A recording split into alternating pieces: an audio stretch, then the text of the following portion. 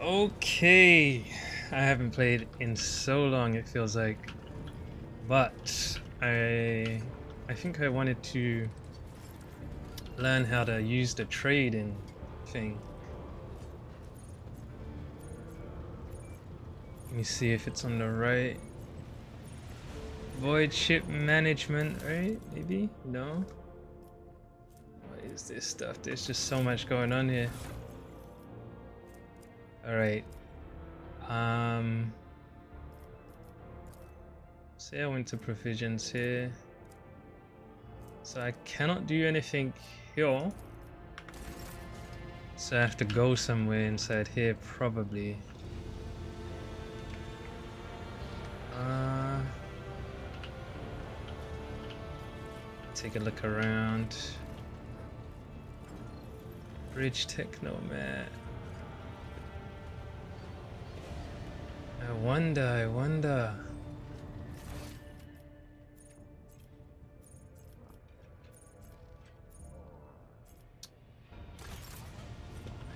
wonder. And cargo manage, sorry, what's this? Void ship management. This is a whole new thing. 50 scrap, I got 400 scrap. I wonder if it will teach me about this, or if I don't start messing around with it now, it'll screw me later.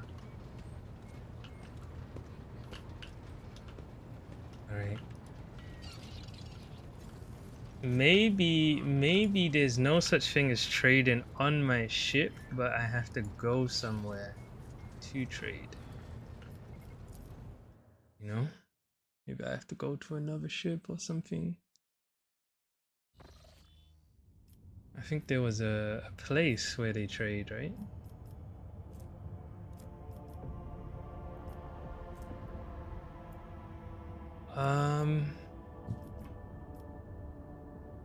We're definitely gonna find out.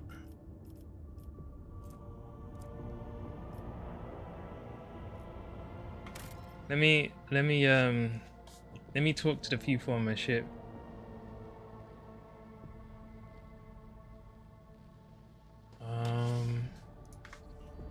Okay.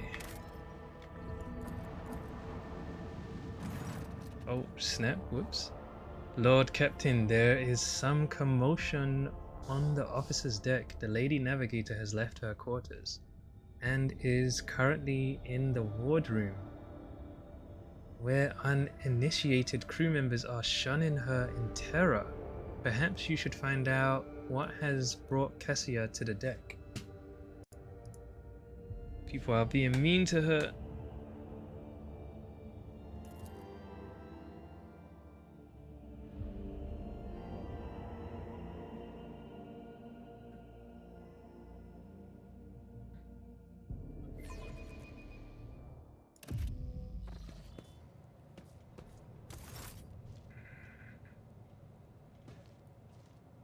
Just teleport me there. Lord Captain, my apologies. I did not notice your entrance.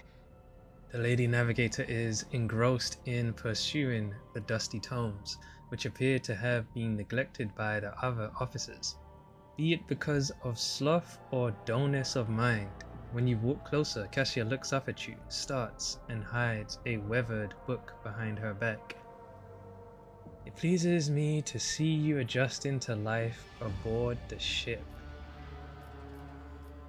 Alas, a title alone is not enough to hold everyone's attention all of the time. Point at the book in Cassia's hands. I see you are fond of reading. I'm probably gonna do that.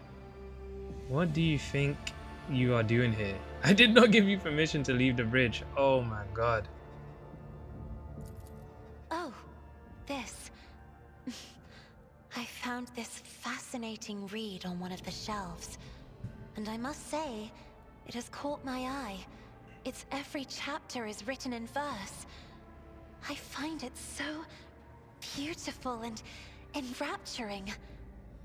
Cassia carefully shows you the book, which turns out to be a collection of works by the Cadian naval commander and poet alias Quent.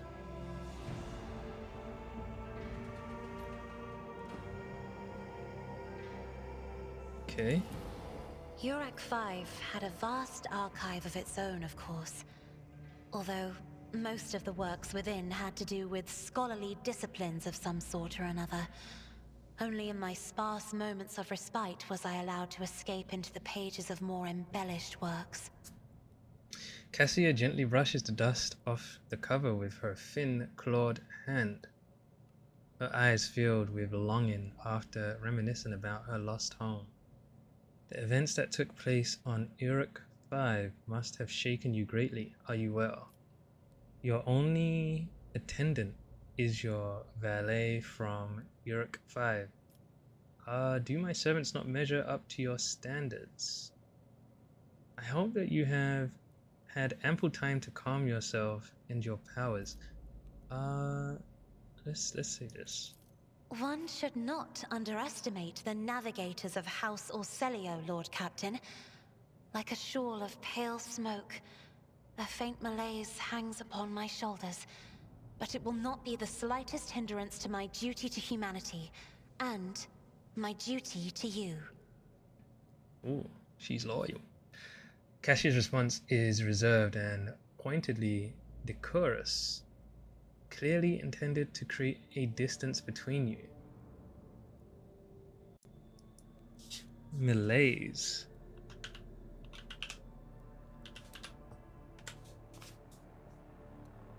Oh no.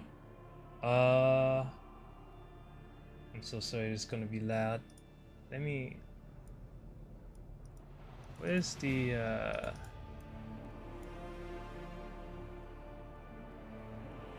sound mixer? Give me a second. Malaise. That's not too loud. Malaise. A general feeling of being ill or having no energy, pussy. Or an uncomfortable feeling that something is wrong, especially with society, and that you cannot change the situation. Let's see. Damn, what a word. What a word. A faint malaise hangs upon my shoulders. Your only attendant is your valet from Uruk 5. No, it is not that at all, Lord Captain.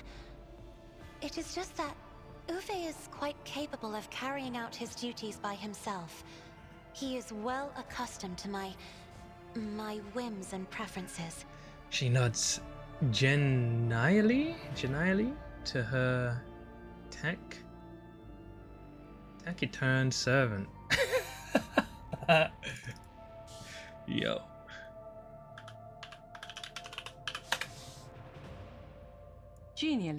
Genially, in a friendly and pleasant way. Genially. Yeah, the writers love to write. Taciturn servant. That must be one of those Warhammer terms. It makes sense. Perception test succeeded. Cassia cringes ever so slightly, adjusts the adornment on her forehead, then awkwardly hides her clawed fingers in the folds of her clothes. The unnatural appearance of navigators often becomes the topic of gossip among lowly servants and officers alike. It is unsurprising, then, that Cassia prefers the company of one who is used to how she looks. I hope you have had ample time to calm yourself and your powers. There are people on this ship who are far more impulsive and dangerous to others, and far less devoted to the God Emperor than a herald of the Navis nobility. But I did not need your words to see the shades of umber unease that whirl around your subjects whenever I am near. Were I not acquainted with such a reaction, I could have found their behavior in your question just now insulting. Yo, she needs to watch her tone. Cassia tosses her head back and straightens. Nobility, that's how you say that. Lord Captain, would you kindly explain to me why you are pestering me with these questions? Inquiring about my mood and my needs, showing an interest in the books I am enjoying? You are behaving as if you possessed a shred of fellow feeling for one such as I. Haha. After an awkward silence, Cassia frowns and purses her lips. I beg your pardon, Lord Captain. That was no way for a navigator to conduct herself. Oh my god, so this is their version of romance. Romancing, I think. Frightened by her own words, Cassia covers her mouth, pales, blushes, then pales again and hides her face behind the cascade of her snow-white hair. I am beginning to think, Lady Cassia, that the feelings I have for you are far more complicated than common sympathy. You have nothing to apologize for. Human emotions are natural, be they good or bad, and it is just as natural to share them with others. Quite right. So I would ask that you mind what you say from now on. Jeez. It is indeed difficult for me to feel empathy for a mutant. However, the crew's well-being hinges on that of its navigator. I believe this conversation has reached its natural conclusion. Let's say two. Please forgive me.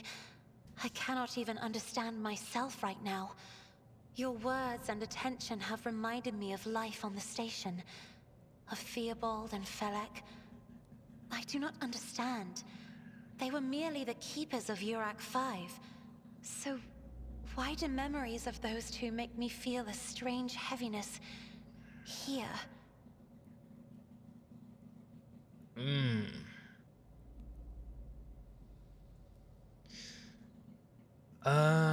The primeness of her expression cracks, revealing a great wariness beneath. She places a hand on her breastplate.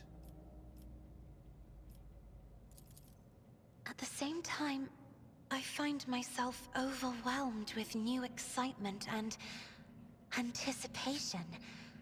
At last, I have set foot outside my familiar walls and into a world that I have only seen before in the pages of books. Your ship alone is a treasure trove of remarkable artifacts and curiosities. And just imagine the things that await beyond, but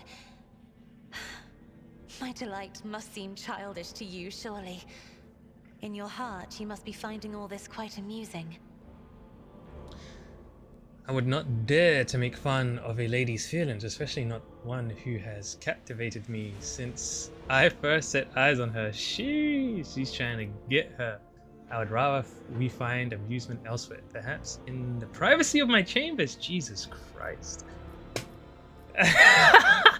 What I find childish is your manner of addressing me as if I were your friend, and your mistaken belief that anyone here would be interested in hearing about your emotional turmoil. Jesus Christ, that's horrible. I understand what you are going through. My own life was turned upside down not too long ago. I am not in the habit of finding amusement at the expense of my people. Just remember to keep your emotions in check. I am afraid I must return to my duties, so I could end it. Fuck me. I feel like I could say one. It's 104. It's 104. But I want to see what happens when I do one. Words like that, Lord Captain, could easily be misconstrued. You should familiarize yourself with some of the works in your library to learn the appropriate manner of conversing with a lady. Cassia blinks in surprise, her eyelashes fluttering, and a delicate blush suffuses her cheeks. Struggling to maintain an expression of polite indifference, Cassia covers her burning face and swiftly exits the room. Sheesh, that ended it.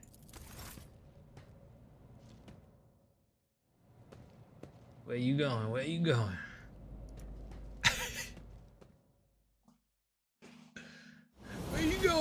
I got XP for that. Sheesh.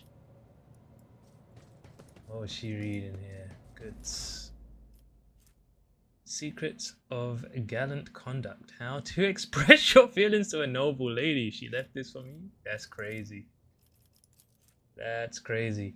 An admirer who seeks the favor of a refined lady is well advised to maintain pointed courtesy and finesse in his every deed. An honorable admirer will never defile a noble lady's ears with crude or indecent words, and neither will he allow himself conduct that could besmirch her honor and dignity. So if I said that other one, bring her to my chamber, she would have definitely left this, but she would have been pissed. Above all, the admirer should remember that a relationship begins with the right choice of words. Shower your lady with compliments that will accentuate her finest qualities without putting her in a position of discomfort. Shower her with her compliments. A word chosen elegantly and spoken with genuine warmth may bring about a change in the lady's eyes as she looks upon you. Simp Book 101. Once your interaction has grown more intimate, always be sure to remember the simple rules of etiquette. For example, should the lady drop her handkerchief, the deepest expression of sympathy for her would be to perform the following gesture. Pick up the handkerchief, wait a brief moment, then bring the handkerchief to your lips and touch it lightly before returning it to the lady. This noble gesture will assure the lady of the seriousness of your intentions. What the fuck? Remember that the flower bud of true feelings takes time to blossom. Patience, loyalty, and impeccability in adhering to the decorums of the nobility is key to earning the lady's favorable disposition. How to get bitches is the title of that book. Okay. Where am I? Gonna keep that one with me and bring it out every time I see a woman. Every time.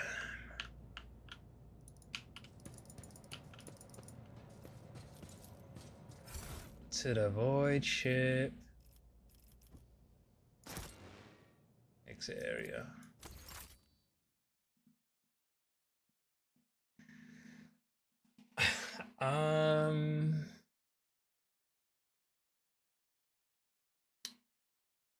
I want to get to trading. I want to make some of that moolah. I also want to level up, but I want to do it when I can level up everyone else. I don't want to do it yet. Formation. Character. So I can. Where are we going with this? Choose talent. Did I make any favorites? No. Fresh target. Whenever the operative attacks an enemy that is full wounds, that attack that is at full wounds. The attack deals 15% more damage to that enemy.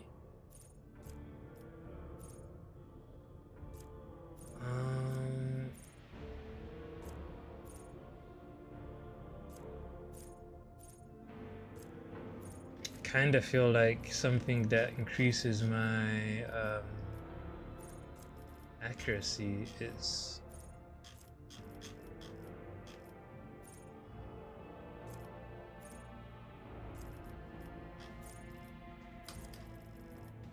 all right.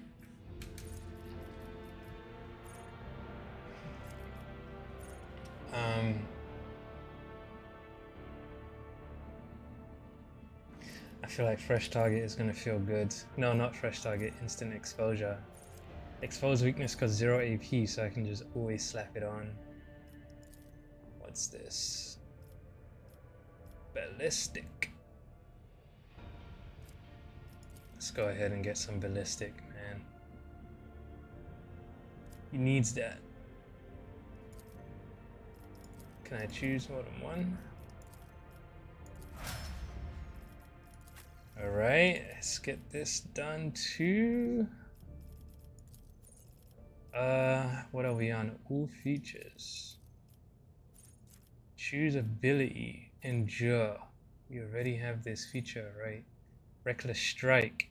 The warrior's next melee attack gains 20% armor penetration and plus 8 damage and ignores 12% of the target's parry.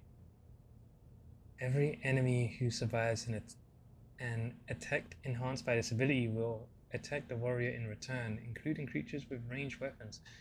Oh, so it's kind of like a taunt. That could be useful. I'm liking that. The warrior marks a target gaining 20% armor and 6+6 damage on melee attacks against that target. If the target attacks the warrior during this round, the warrior gains 1 AP. Breakthrough. I'm liking this so far. The warrior gains the slash ability with 1 charges for this round. Slash cannot be used in the same round as charge. Don't like that. Forceful strike. The warrior gathers all their might for a crushing strike. Their next melee attack pushes the enemy away. The distance of this push equal to 3 cells. The distance of the push is equal to 3 cells. Taunting Scream. The warrior unleashes a terrifying scream, drawing the attention of their nearby enemies and becoming the priority target for any enemy who fails a willpower resistance test for 3 rounds. That's good.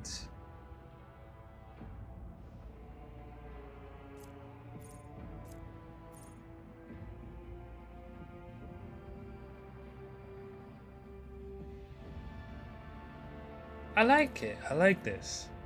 And that's a pretty big radius. It's massive.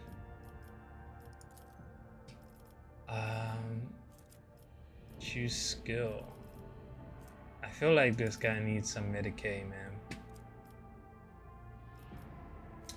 Because he's gonna be taking damage. I need him to heal himself. Okay.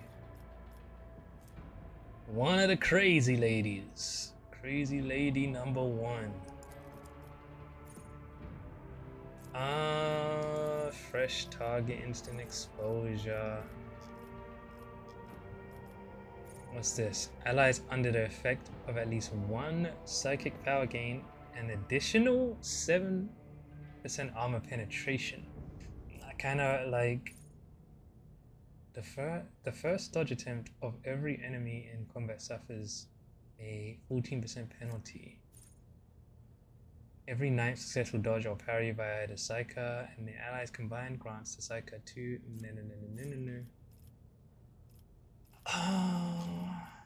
Aftershock. You already have this. So I already have this.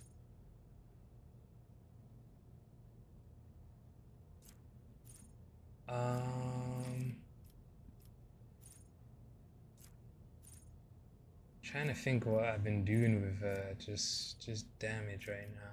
Stronger together. All allies excluding Xenos in the current party gain.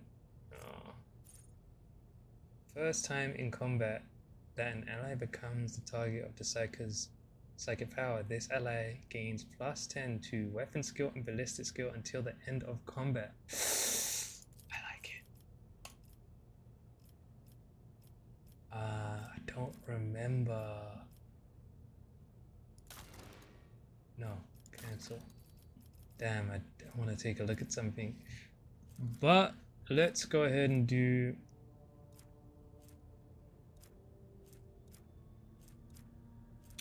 Let's go ahead and do...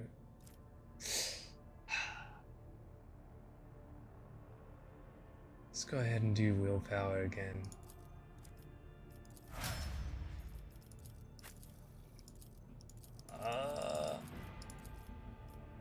Alright, my favorite character to fight with. Agility, ballistic skill. I feel like she needs the ballistic skill. Controlled shot. The soldier gives a sign that they are about to open fire. The soldier and their allies will automatically dodge the soldier's next attack.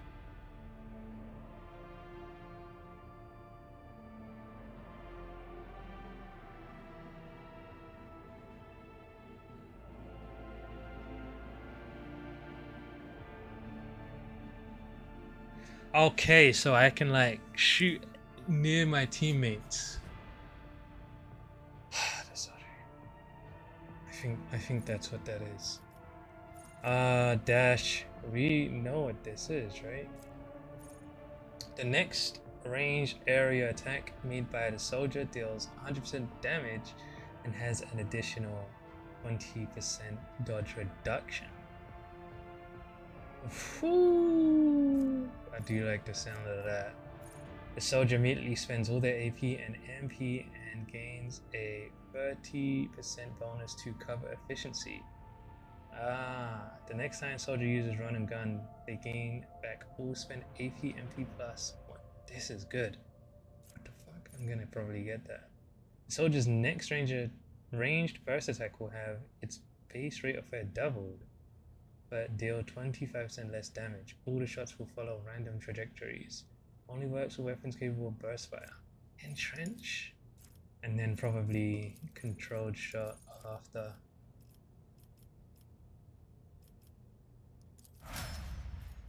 Alright, crazy girl number 3. I don't think we've leveled her up before. Whenever an ally uses a heroic act, the ally gains temporary wounds equal to... I don't get how this is good. Probably need something else to work with that. The range of the officer's abilities is increased by 3.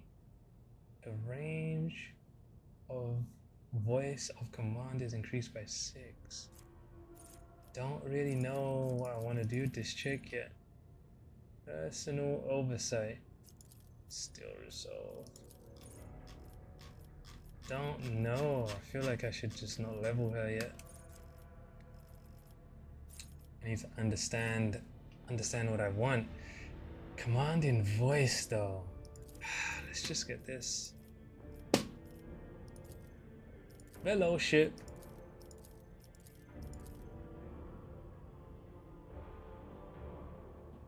Let's get some fellowship. I don't really know if I want this or not, but let's do it.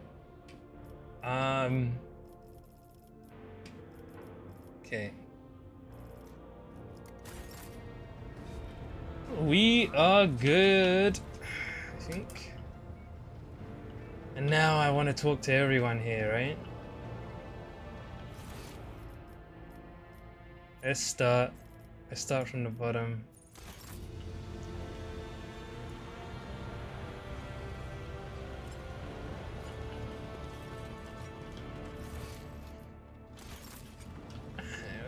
Argenta. Greetings. Sir Deepest. Even in stillness, Sister Argenta radiates energy, with her dark eyes shining and a slight blush to her cheeks. She is reciting a prayer and looks at you. Only once she has spoken the final line. Oh, I've already spoken to her. Thank you for this conversation. Until next time. Okay. So I might have spoken to everyone.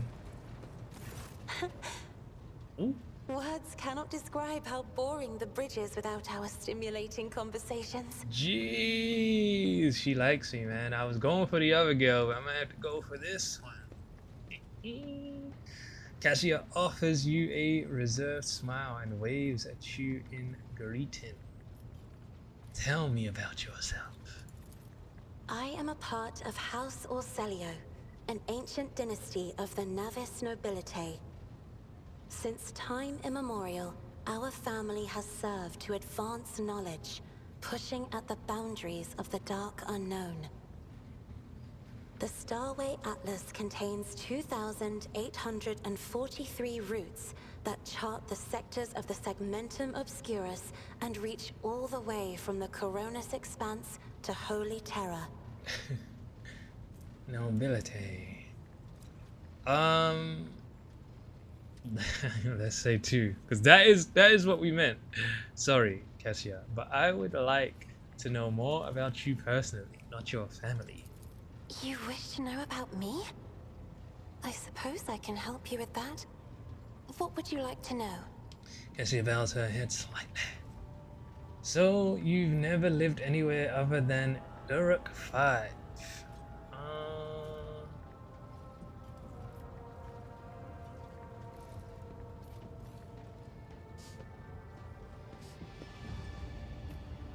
Tell me about your life on the station.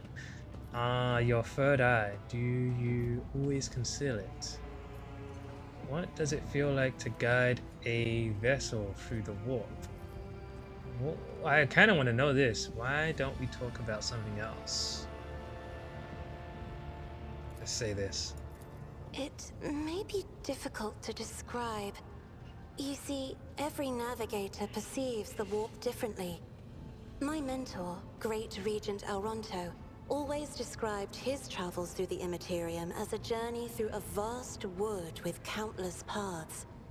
And I, assisting him in the first voyages, futilely tried to follow his example. But the wood would not reveal itself to me. But everything changed when I found my own key to this mystery. You see, I've always brightened up my rare moments of leisure time by painting. You may recall there was a workshop in my chambers. As soon as I imagined the warp as a blank canvas, an indescribable feeling came over me. I moved the brush, going deeper and deeper into my own painting. Visions were hidden within the vibrant colors of my palette, and something inside me knew which should be brought out and which should be left behind. I woke up several days later, after the voyage was safely complete. Interesting. Her way of traveling sounds quite random, though. I noticed that your love of painting is reflected in your speech as well. You associate so many images with hues and colors. We're getting in there. The Emperor graced me with a gift. I can see inner life in addition to the mundane. You cannot know that a fruit has rotten from the inside until a blade slices it in two. I can see the rot from far away. It roils like swamp mud, oozing through the bright peel. Anger and boredom, sadness and joy. Everything that people shut away inside themselves is revealed to me like colors on the canvas of my world. So you've never lived anywhere other than Uruk 5. Let's say 3, I'm kinda interested in this. Your third eye, do you always conceal it? The Navigator's open eye is baneful to whoever the warp's ruinous shine falls upon, and therefore it is the symbol of our power. We are the guiding stars of humanity, found worthy of an uncommon gift, and one of the duties that we bear is to guard our eye, even from wayward glances that may bear evil. I don't know if I understood that. The Navigator's open eye is baneful to whoever the warp's ruinous shine falls upon. Is it like dangerous if she just randomly has it like if she just has it open? Besides, I am aware that lesser servants of the Imperium may find our appearance repulsive. The Navigator gene twists the features the rabble are used to seeing, and the magnificence of our role cannot be grasped by their feeble minds. Cassia hesitates for a few seconds and looks away. You are beautiful, Cassia. Do not let anyone or anything convince you otherwise. Who cares for the opinion of the short-sighted rabble? They can serve us and die for us and keep their thoughts to themselves. You do not look repulsive, Cassia. I cannot blame them. Navigators are mutants, albeit high-born mutants. We have to say one, man. Honestly, like, all of these are kind of good. Except for the fourth one. But we're going in. Lord Captain, you are overstepping the bounds of propriety. Haha! Cassia folds her pale cheeks turning pink from embarrassment. Tell me about your life on the station. My stay on the station was wholly dedicated to preparing me for my future duty. Astromancy, astrography, numerology, the histories of my house and the Imperium, as well as other disciplines. For many years, dozens of instructors tirelessly prepared me for my destiny. And once a year, Great Regent Alronto would come to the station. He would entrust his beautiful vessel to my command, so that I could master the practical aspects of our art as well. Okay, so you've never lived anywhere other than Uruk 5. Hardly. According to the chronicles of the house, I was born on one of the Orcelio worlds. Oh, what was it? Please forgive me, Lord Captain.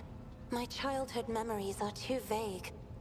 Sometimes I dream about the colorful birds that built their nests in the garden, or the servants dressed in purple livery, or the blue fog that rolled over the lowlands behind the palace. But everything is covered in a rosy haze. Perhaps it is my imagination, not my memory, that is painting these pictures. Cassia absentmindedly rubs her temple. Did you have friends? Someone you could turn to for a simple conversation, not a discussion of yet another lecture? The Regent gave me a bird from a sunlit planet once. I tried to befriend it and make it sing, but for some reason, it refused and died soon after. The instructors were too respectful of my duty to my house to waste precious time on idle chatter. Aside from them, there were only servants on the station, and you know they have their vocal cords removed, so Oh my they cannot God. break their vow of silence. Just so much craziness. Cassia blinks in surprise, obviously taken aback by the question. And since the subject has been breached, Lord Captain, why do you not follow this honored tradition? Your decks are so garish. Apologies, I meant noisy. The rabble don't just chatter. Sometimes they shout and even sing. Why do you allow such a lack of restraint? Rogue traders are highborn, are they not? Oh my god, she needs to get off her high horse. You have a point. It's about time we made the decks quieter. I will have the lower rank stripped of their vocal cords. Jesus Christ. A ruler cannot maim people just because it is in his power to do so. On the contrary, it is the duty of every ruler to look after his subjects. You may find it difficult to believe, but the practice of depriving servants of their voice is not particularly widespread outside House Orcelio. I like the noise people make here. It fills the ship with life.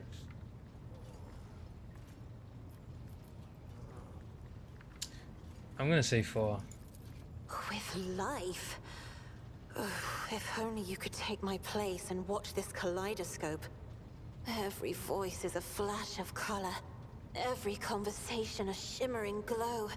Every argument is an unstoppable swirl of gaudy splotches. Cassia rubs her eyes tiredly. You need to chill, yo. We talk, they talk. Why don't we talk about something else? You will hear no objection from me, Lord Captain.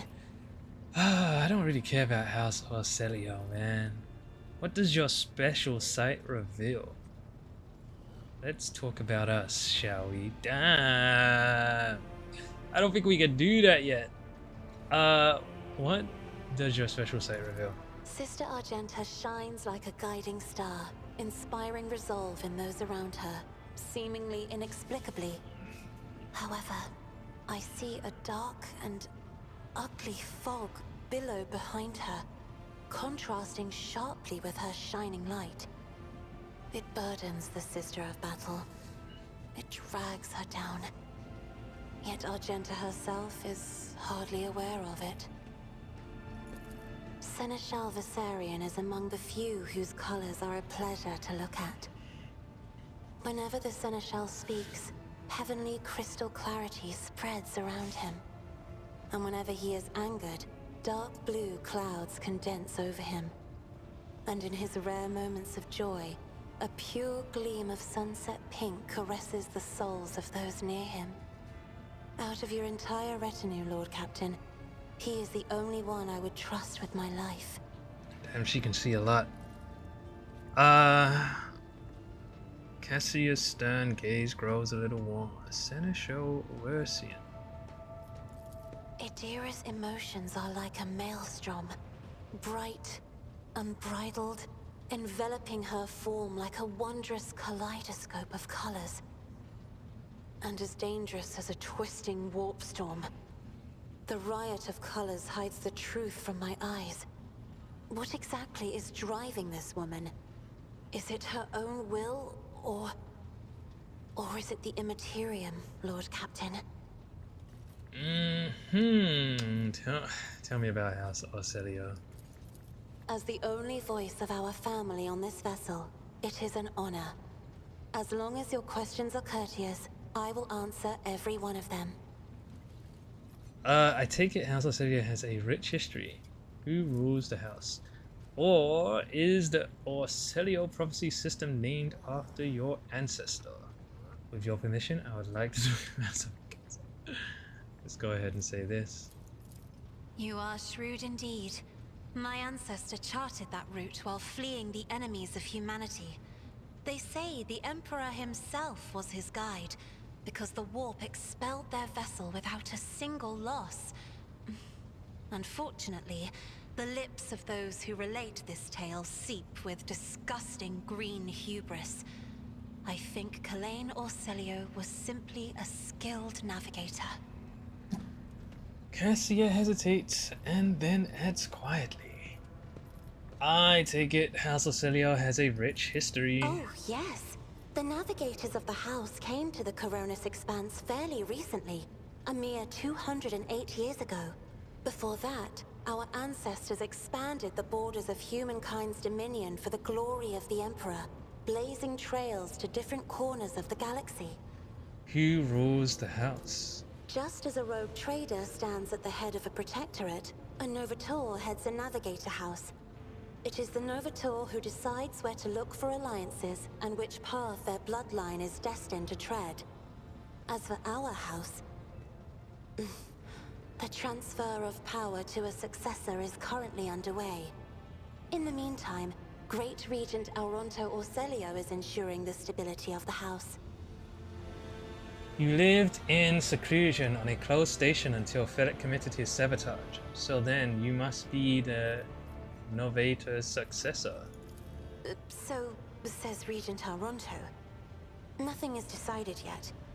Some people in the house become enshrouded in rolling grey clouds at the thought of me becoming the Novator.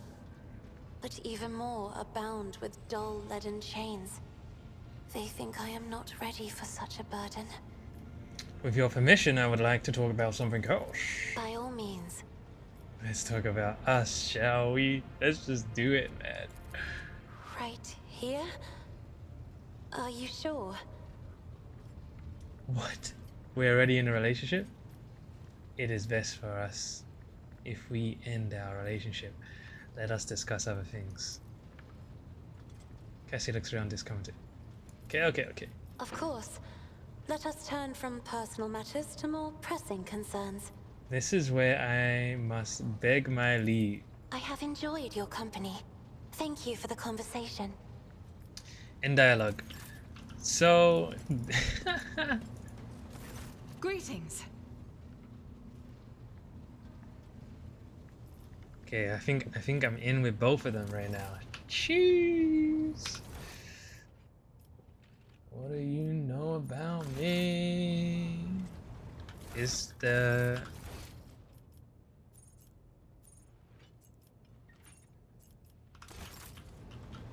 okay. I am in with them. Let's talk to this girl one time. She's like here. If I go up here.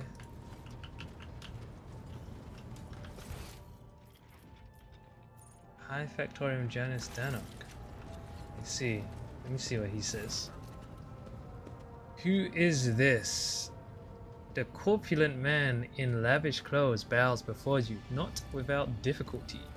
A servo skull whirls over his shoulder while the fingers of his augmented hand drum against the sheaf of papers he is holding, and he regards you with attentive interest through the lens of his magnifying implant.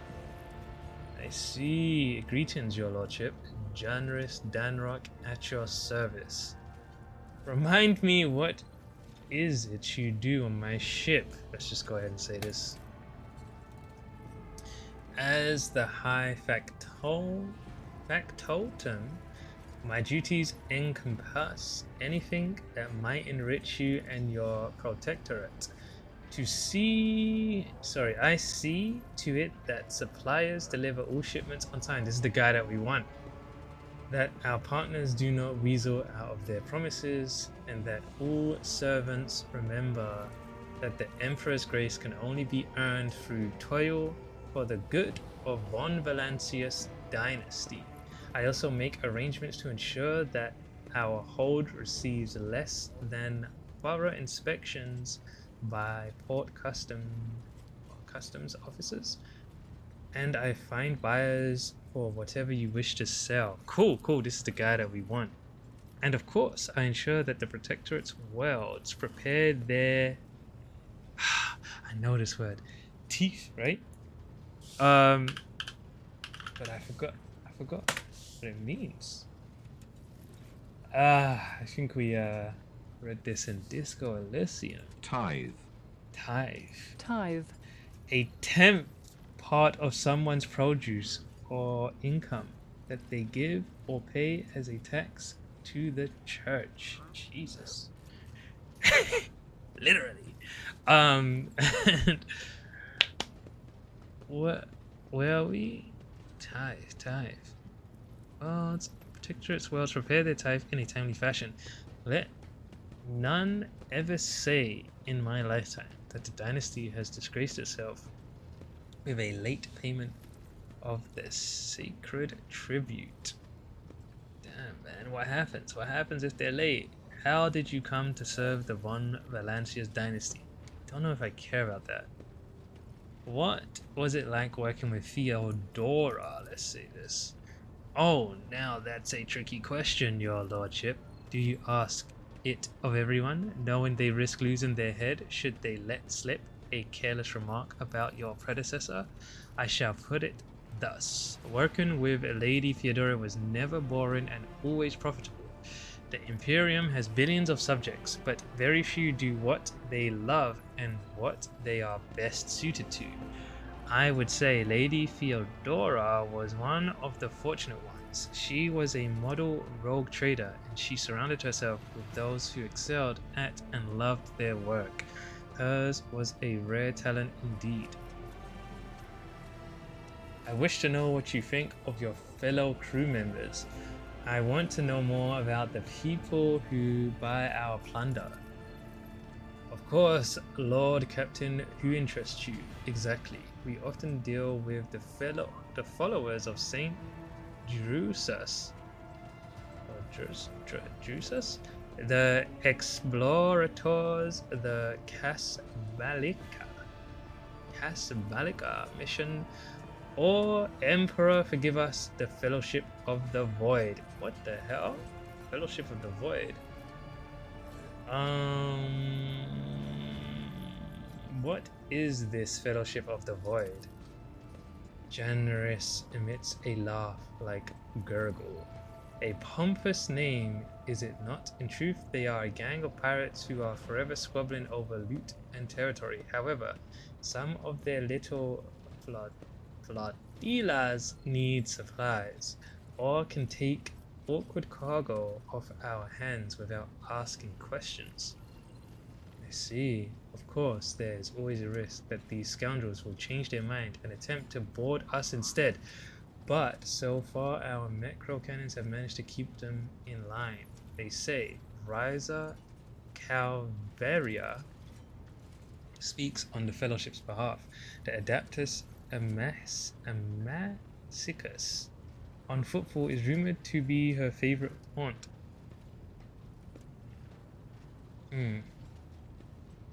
Why are we giving away our spoils to these people in the first place? For scrap. I don't really care. I suggest we change the subject. I would like to replace the painting of the late Theodora in my chambers. Hang my portrait instead. I wish to bolster my retinue. Oh my god. That's retinue, right?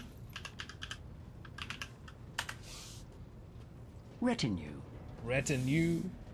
A group of people who travel with an important person to help them. I see. I see. With skilled fighters. My retinue and I are in need of training. Let's say this. I will show you our sparring chambers at once in dialogue. What the fuck? Reset their progress? No. I wish to bolster my retinue of skilled fighters, so I can probably get new people. How did you come to serve the Von Valencia's dynasty? Bro, so how do we trade? Enough questions for now.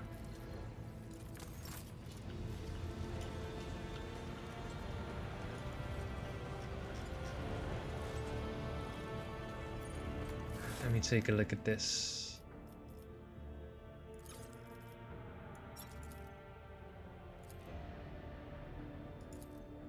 Okay.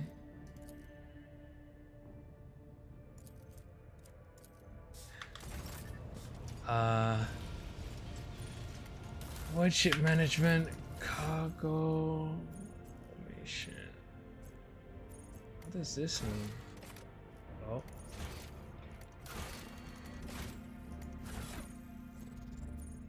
This is my inventory, I see. So I kinda do want to move some of this, right? To cargo. Can't add to cargo, huh? Rough bloody sketch. A crumpled sheet of paper with a drawing of a tall woman and a dark-eyed monster painted with fresh blood. Oh, whoops. Cargo. Cargo. We might want to equip that.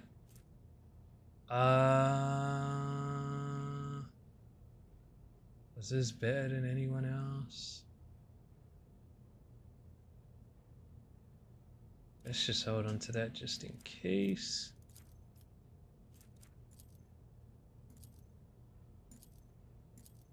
Alright, let's leave that. Just double check, I just double check. So there's no way I can hit trade here. Cargo.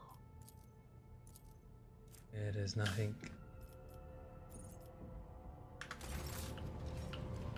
Alright, so I do think that I need to get to an area to trade.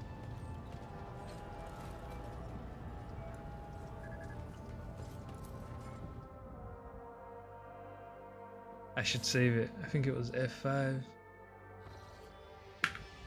Saving. So we've got 2 places to go.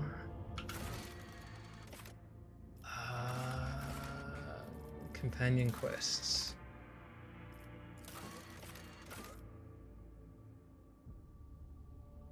This is done. Errands. Machine Spirit Keeper. Engine Seer. We do want the Engine Seer. New blood. Right. Looking for trouble. If anything, we want to do Engine Seer, right?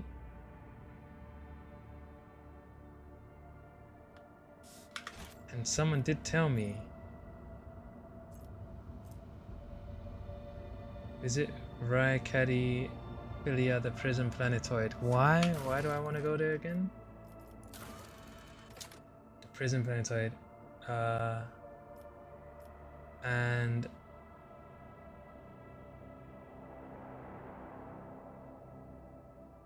so we're looking for someone. Well, that's gonna be big.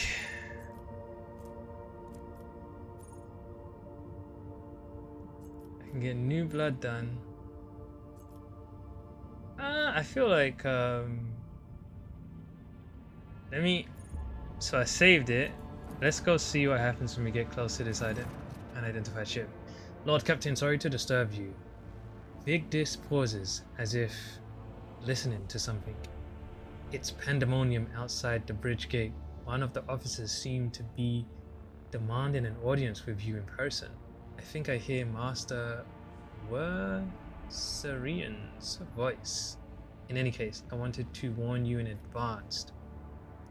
I like this guy. He's a snitch.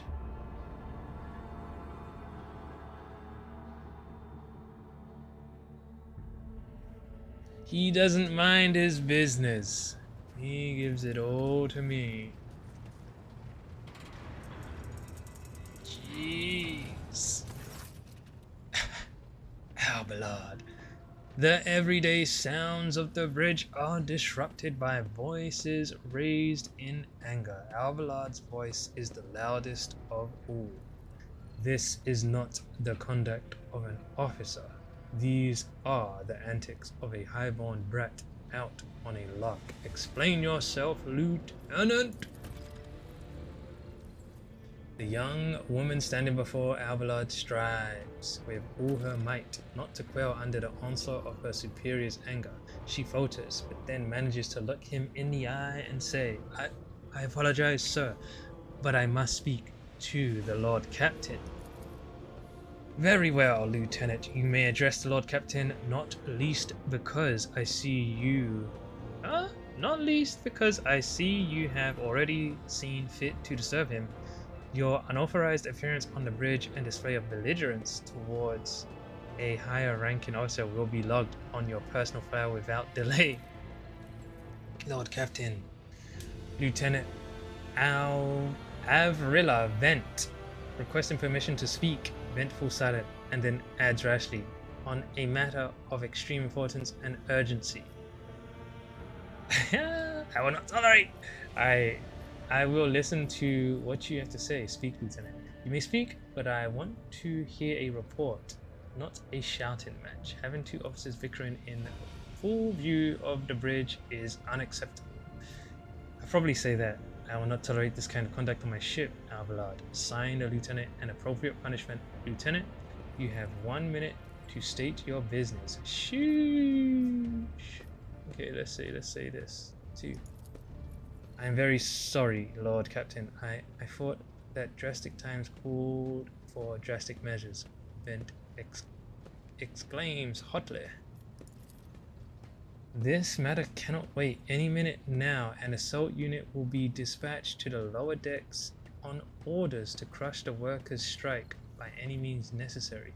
But I am convinced that this step is unwarranted, and that the crisis itself was provoked by the actions of one of the senior officers. Vent is almost trembling with tension as she delivers her speech, her face extremely pale. Sounds like she means well.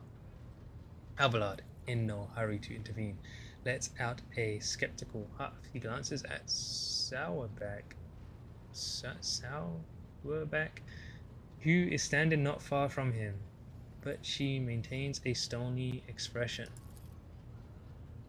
Lord Captain, I urge you to investigate the actions of Seneschal Wursarian and to intervene in what's happening on the lower decks, because very soon we will have a mutiny or a massacre on our hands. Vent reels off the last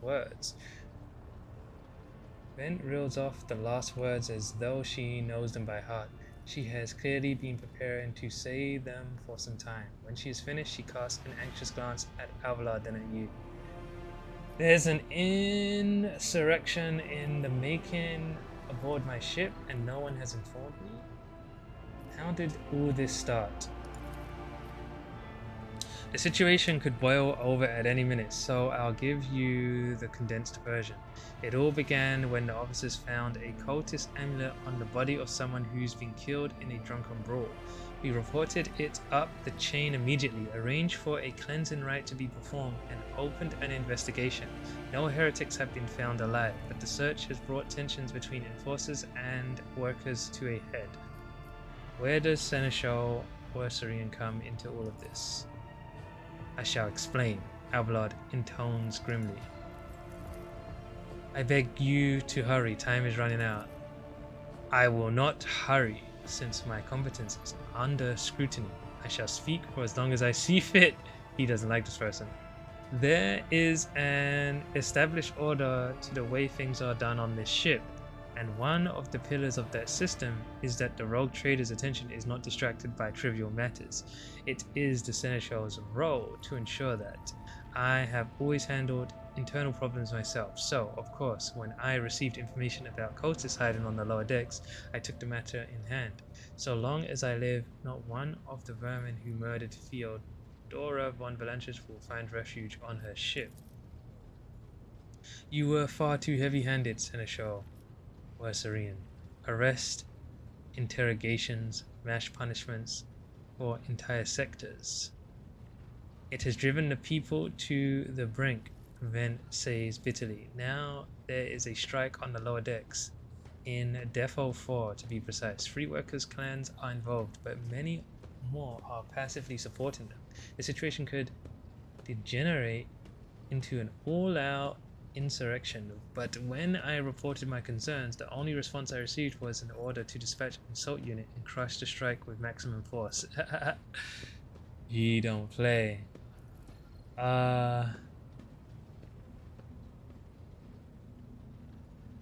Master at Arms, the ship's enforcers report to you, and yet you seem hesitant to provide your own perspective.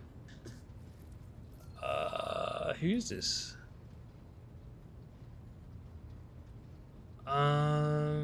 Is this a dude?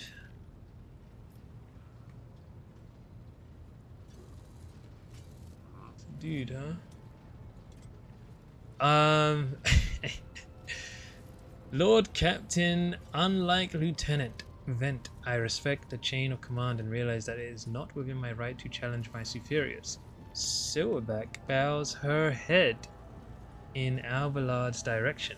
However, a moment later, a serpentine smile appears on her lips. But it was a dude. But it does look like the other. That being said, while I entirely share Master Worsarian's opinion on what fate Defo 4 deserves, I must note that this insubordination is a direct consequence of practices that he himself has introduced.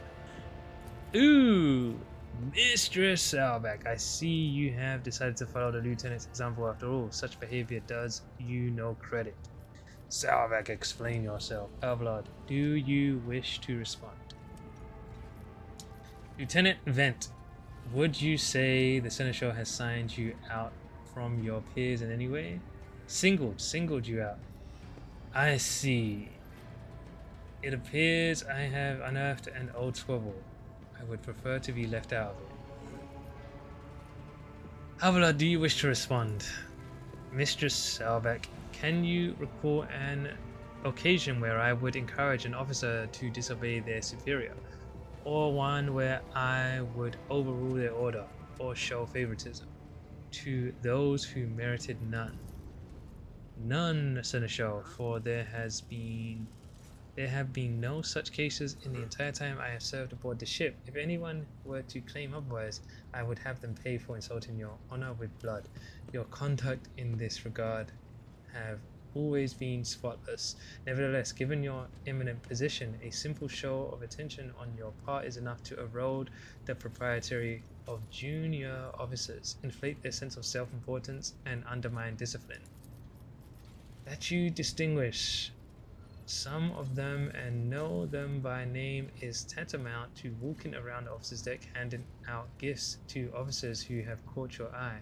It fills those you set apart with ambition, and audacity makes them stand out among the rest. Enforcers are meant to be faceless servants, fighters ready to die, their fate entrusted to their commander and no one else. That is the sole foundation of the order.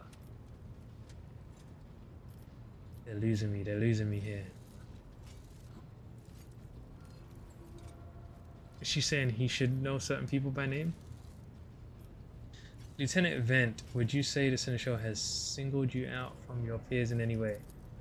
Lord Captain, I swear that Seneschal Wersarian has never granted me any privileges, never once advocated for me, nor facilitated my promotions. Although he is a man who convinced me to become an officer in the first place, he has offered me extensive guidance in my service, for which I am grateful to him.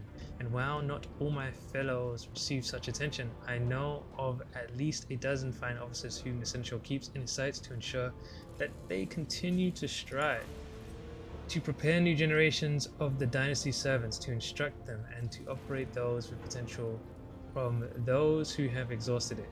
That is my duty as Seneschal. The ship has bays worth of pilots, enforcers, officers, technicians, and stewards whom I have raised personally.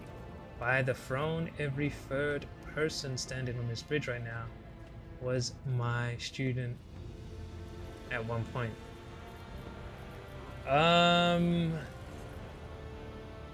I see. Evidently, my officers are anything but a shining example of unity and adherence today. I have only myself to blame, I suppose.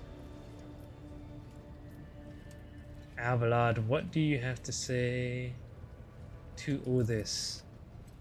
I see no need to add anything. I acted within my remit of my authority, guided exclusively by the best interests of your protectorate and your personal safety. If you wish to confirm the rectitude of my actions for yourself, I have no objections.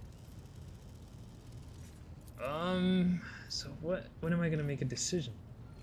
For my part, I urge the Lord Captain to go down to the lower decks, stop the assault unit, and speak directly to the people. You will see that they are not lying or harboring heretics. That way you will stop the uprising before it begins. I've heard enough. I will go down to lower decks and deal with the problem personally. I'm certain the Seneschal was acting within his authority, but I will verify the soundness of his decisions for myself. This matter is not worth, let's say 5. Throne preserve you, Lord Captain. I thank you for your support. Alvalad grits his teeth slightly. An enterprise bordering on the sophomoric.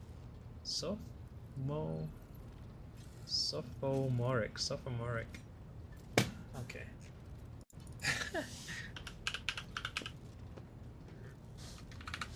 What? Silly and behaving like a child. Sophomoric. But please yourself, Lord Captain. However, I categorically insist that I escort you. Let's do this. Lord Captain, I regret that the enforcers were unable to handle the situation which led to you and the Seneschal involvement. I consider it my duty to go to Defo for myself and see to the expedient resolution of this incident. So, people are... Damn, we're gonna have to fight down here. We're gonna have to fight. So people are about to riot, basically. There was someone that had some heretic or some cultist jewelry or something, and now they're like, this guy is probably the reasons why people got on board the ship or whatever. And now our dude Alvalad is like, we're searching everyone, making sure this place is clean, and the innocent people are like, this is BS, I'm about to crash out. So now we're going down there. That's what I think I got, but I could be so wrong on on many of those points. I don't want to have to slap around my own men though. Going down there with the whole team is crazy. Let's get it though. Save.